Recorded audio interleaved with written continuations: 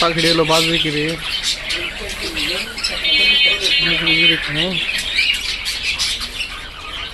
গোপো পাচ্ছি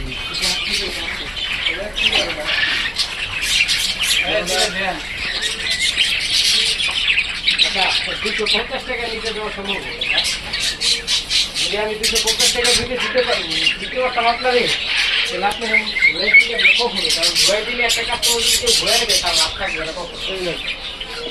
আপনি যদি একটা জিনিস নেন কম হোক বা বেশি দিয়ে নেন তাইলে আমার লাভ থাকবে।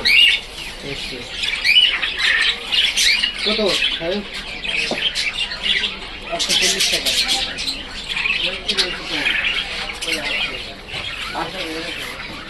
একটা